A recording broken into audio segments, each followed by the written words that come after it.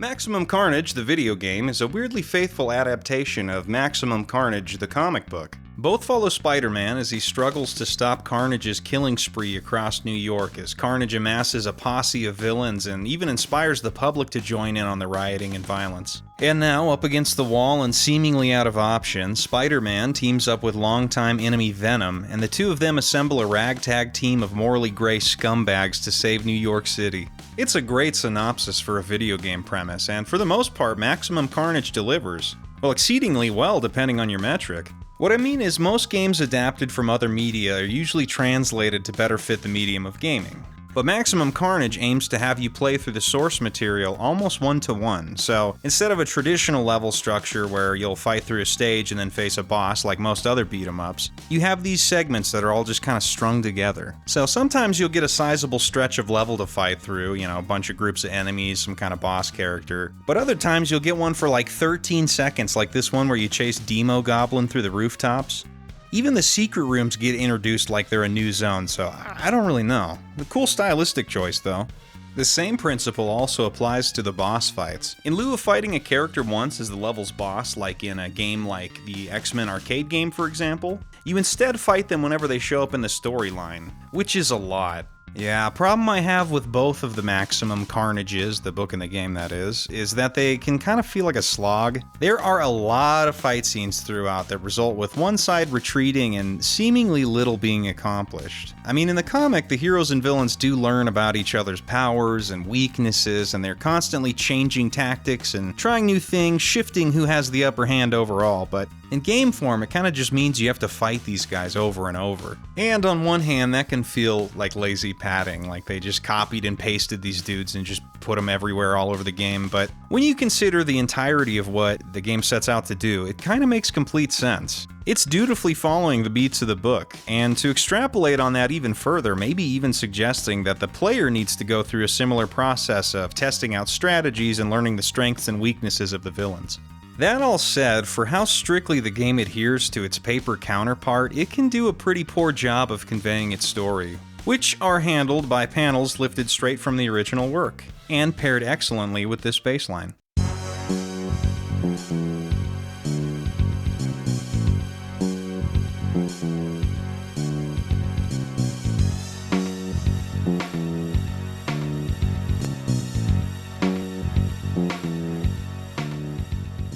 Yeah, I gotta say, these look really great, but they must have been expensive on space, so some concessions had to be made. For example, dialogue from an entire page or two will sometimes be condensed down into one panel. And for the most part, like in the intro, the edits work well enough to convey the story beats without losing anything too important. But then sometimes you get one like this where they introduce Morbius. In the book, Venom and crew decide recruiting him would be a good idea to help in their fight against Carnage, but in the game, all that context is missing, so we just cut to Morbius flying around scaring some guy we don't know. It's like, who the fuck is this asshole? What's going on? Or like this part in the church, Carnage just kind of jumps in and slaps Spider-Man with his big ol' Slim Jim fingers, and then we cut to, oh god, what the fuck is that? Yeah, it's not always a perfect fit, but I can't deny that there's something compelling about the story being told this way. I mean, when I read the book in real life, that bass line is playing in my head, so...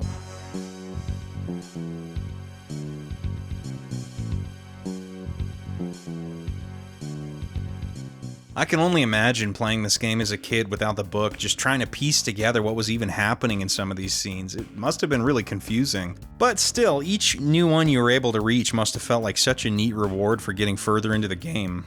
But, well, about that. This game's pretty fucking hard. Maximum Carnage? More like maximum brain power.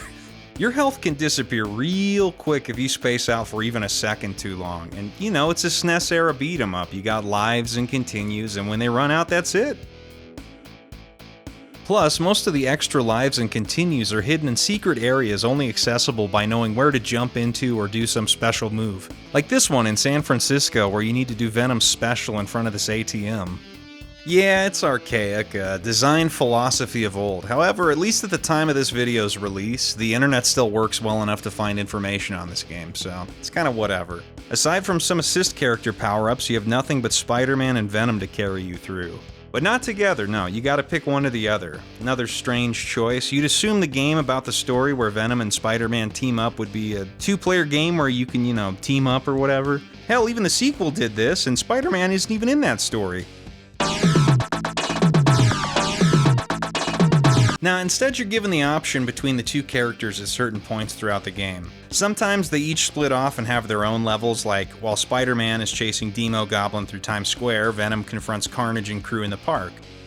Or this really cool one during the part in the story where Carnage captures Venom and cooks his ass in the Statue of Liberty. If you choose to play this part as Venom, you can mash the attack buttons during the cutscene to extend his little symbiote peen to jam up Carnage's gun, giving you access to a secret level in the statue's head.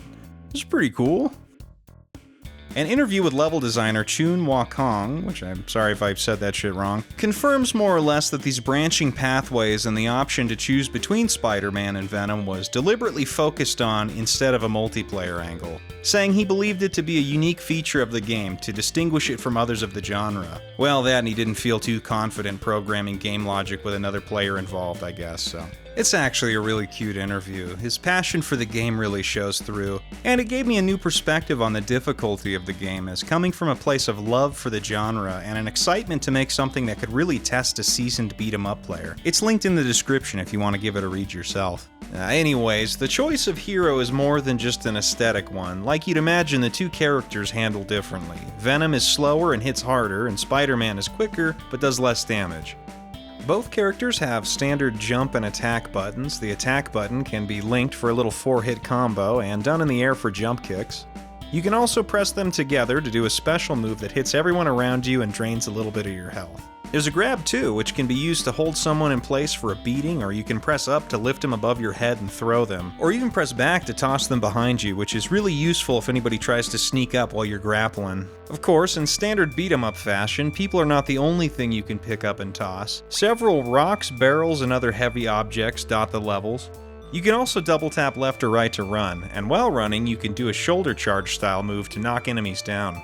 Now, this alone is a pretty satisfying selection of moves, and for what it's worth, they feel really good. The hits are snappy and responsive, and movement is nice and brisk. Damage is big and chunky, and the fights happen quickly. The second-to-second decision-making is all really engaging. But what really sets Maximum Carnage apart is all the spider powers. Yeah, you got a dedicated web button that basically works as a long-range grab. It's great for repositioning enemies and helping you control the flow of fights. If there's a particularly dangerous guy mingling in a crowd, you can zip him right to you and deal with him first. When done in between two enemies, the web button will do this high damage double smash that can even one-shot lesser boss characters. In addition to that, by tapping the button, you can also shoot out a little web to wrap up enemies, holding them in place. It could be a really nice option for separating out enemies or setting up for extending combos. A simple mechanic at its core, but just a great addition that contributes a lot to what makes Maximum Carnage unique. The web moves are just so much fun. And of course, it wouldn't be a proper Spider-Man game without web swinging and wall crawling, and that's all here too, with a dedicated web swinging button even. And because of that, you aren't just limited to the ground. The background is fair game too. This is usually just used for finding secrets, adding a little side game in between the fights of searching around the corners of the screen for health and power-ups, but there are a few levels built around the feature. As a little side note here, I really love Spider-Man's swinging animation with the foot coming out towards the camera. It's got that gritty, amateurish charm that I really enjoy so much about the game's art style. Another layer deeper into the combat is the power hit system, a simple but genius idea that encourages more thoughtful play. After scoring multiple hits in a row without any misses, your health bar will begin to flash. Once this happens, you can choose to unleash a devastating attack. Now these are varied by context, like if you grab someone or what have you, but generally these hits do a ton of damage, and in some cases, like Venom's ground pound, clear the entire screen. This is exemplified by the accuracy rating at the end of each level, something that may at first just seem like some high score bullshit, but it does encourage cleaner play and consciousness about your accuracy, which all ties nicely back into the power hit system. Might not seem like much, but with Maximum Carnage's difficulty, being rewarded with an insta-kill on a group of enemies challenges for playing cleanly just feel so good. Outside of bosses, the enemies aren't particularly spongy. They hit hard and so do you, so levels don't feel so much like a slog, but more like waves of uniquely arranged groups. There's different enemy types that will try to attack you in different ways, like these big dudes that will jump to body slam you, and these girls that will whip their hair and can block. They managed to get a lot of variety out of just random New York citizens. Probably the most strategic element of the combat is the assist power-ups that you can bank up and use throughout the game. Almost every hero makes an appearance here, accompanied by a unique jingle. You got Morbius, Deadlock, Captain America, Iron Fist, Firestar, Cloak, Dagger, Black Cat. Yep, the gang's all here. Well, except for Spawn? Yeah, a lot of people forgot since it happened so late into the run, but Maximum Carnage was a crossover with Image Comics. During the time of Maximum Carnage's publication, Spawn was briefly trapped in the Marvel Universe, and with seemingly no way home, he decided to continue on living there and just fighting crime. No, I'm just fucking around. This is Nightwatch. Who's that? Who cares? The game didn't bother including him, and so I guess neither will I. They'll behave differently depending on who you're playing as, the idea being that with Venom, they're more aggressive, and with Spider-Man, they provide more of a support role. So for example, Iron Fist will do this jump kick when called in by Venom, but for Spider-Man, he'll restore your health bar. And Morbius will stun enemies for Spider-Man, and just straight up smash them into the floor for Venom. This is a really cool idea. They took a theme from the story and converted that into a gameplay mechanic, representing Spider-Man's internal struggle between upholding his ideals or accepting Venom's bleaker outlook. Venom is convinced killing Carnage is the only way to stop him, but Peter believes there must be another way, and the characters that join them largely reflect their ideologies, respectively. As power-ups, they'll easily clear out regular enemies and do significant damage to the boss characters. Some are better than others for certain enemy types, but they're all pretty strong. Dagger messes up Carnage, for example, and Deadlock is great for hitting everybody on the screen and getting Demo Goblin off his glider.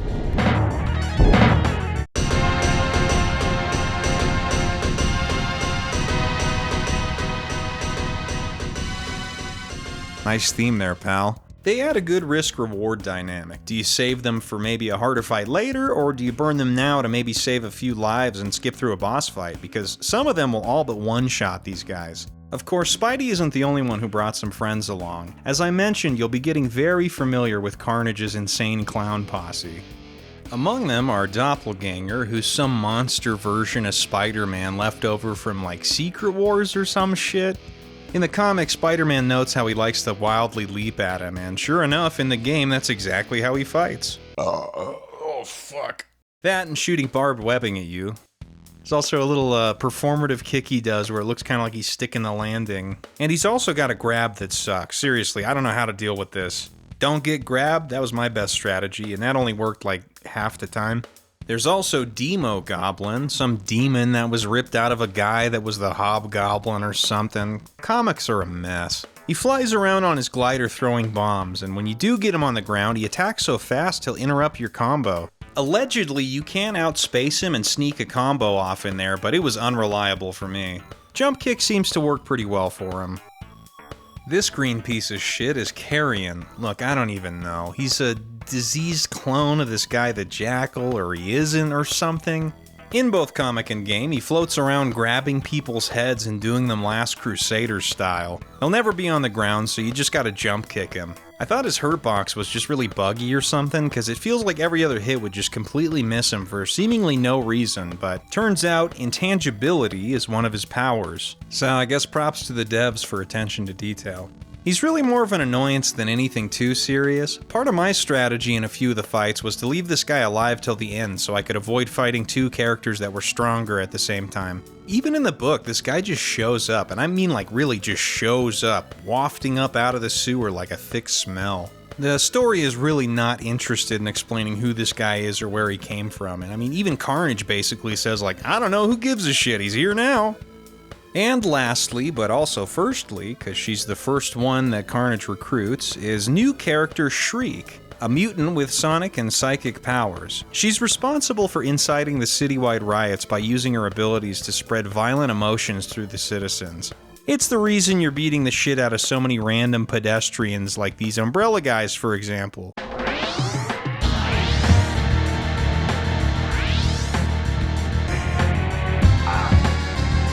And hopefully why Spider-Man is doing this. She'll launch herself into the air and blast you with energy beams that make a snare drum sound for some reason.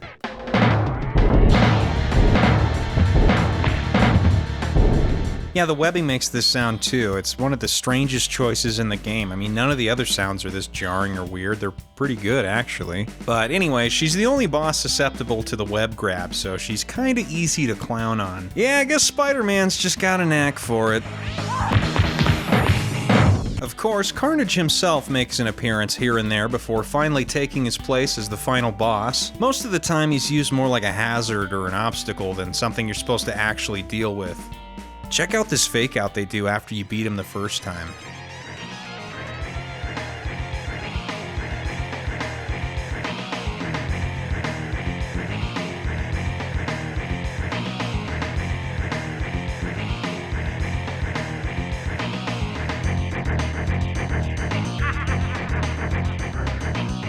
Oh man, that's fucked up.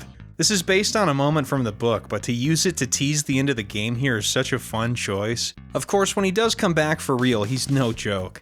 Carnage behaves like a spastic asshole. He'll jitter around you and keep the pressure up with a variety of hits. Outside of his normal attacks and these axe swings, he's got these long-reaching jabs that can hit you on the way back too, making getting in for a punish pretty tricky.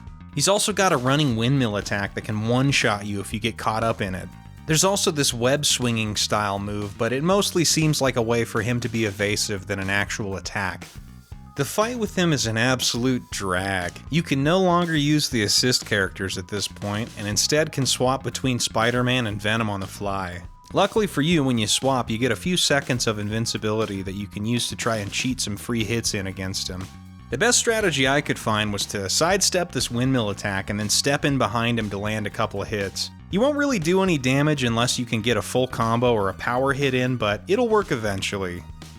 And with that, the game is over. The story wrapped up with the Avengers taking Carnage into custody and Spider-Man having saved the day without abandoning his ideals. Somehow it doesn't really feel satisfying given all the work you have to put in to get to this point, but I guess the reward is just beating the game, huh? I'd be remiss if I didn't talk about the game's music, made by the band Green Jello. Everybody says jelly, but it's jello. See the umlaut? They were originally Green Jello, but had to change the spelling for legal reasons. Some shit with the Jello product, as I understand it. Anyways, they're a goofy rock band from the 90s. They did that heavy metal version of the Three Little Pigs, if you remember that. The soundtrack is easily a highlight of the game. Every track is memorable and exciting in a way that really elevates the gameplay and art style. A cornerstone of the identity of Maximum Carnage, I'd say. However, crediting seems dubious at best here. For sure, Green Jello made the title track, Carnage Rules, which has been translated into chiptune form for the game. You can find it on their album 333.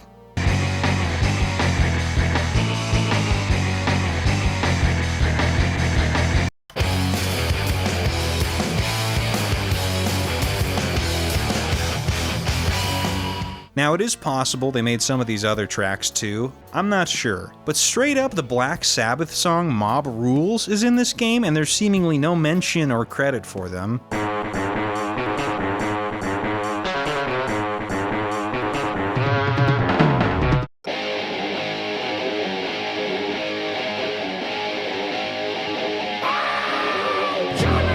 If it's a cover they did for the game, you'd think there'd be some kind of licensing agreement or something. Imagine if I decided to make a game and for the soundtrack I just do a chiptune cover of Michael Jackson's Bad.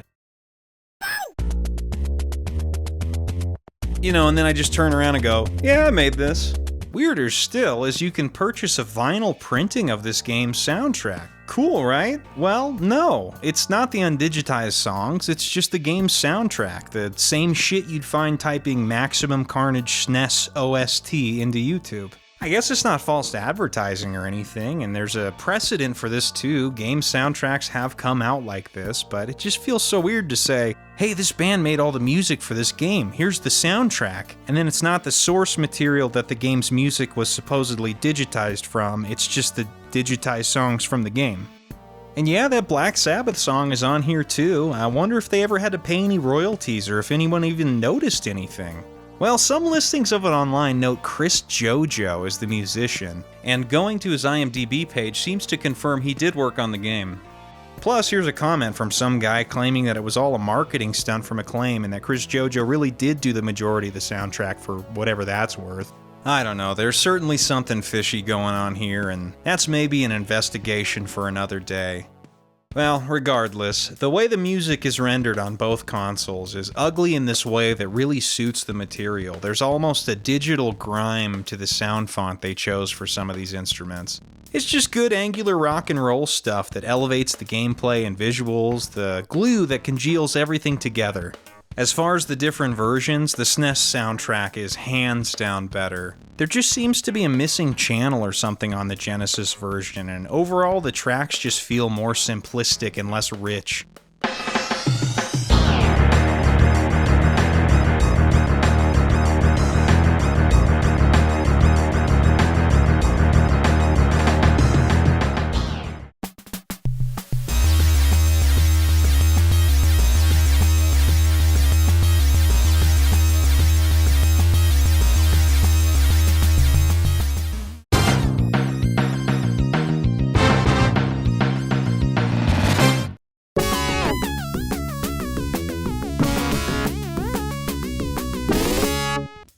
But yeah, that's Maximum Carnage. Not a game that transcends the era it came from necessarily, but a unique distillation of 90s Spider-Man comics and an overall fun take on the beat-em-up formula from a team that cared about the genre and were interested in expanding upon it.